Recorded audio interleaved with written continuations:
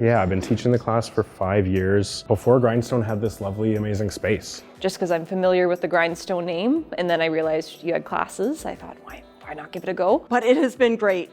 The best part of it is you get feedback in a safe environment. It really is a one-on-one thing with me and each student. You start off not knowing what you're doing on stage, and then by the end of it, I never thought I'd say I do stand-up, and now I feel like I could do stand-up. I feel that comedy is very personal. I'm really exposing to some extent my soul and who I am. One of the first things Simon said is move the mic out of the way. After talking with my friends after, they said, well, it looked like you actually knew what you were doing. I'm like, okay, move the mic.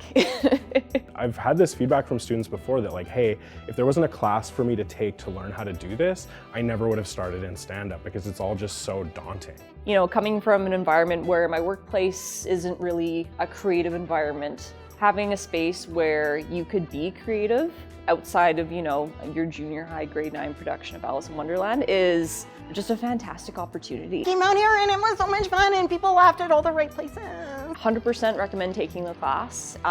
It was the funnest 8 weeks I've had in a long time. It was a great way to spend a Saturday evening. This is gonna sound really arrogant because I've just did 101 and whatever and I only have 5 minutes of material, but I think I could make this work.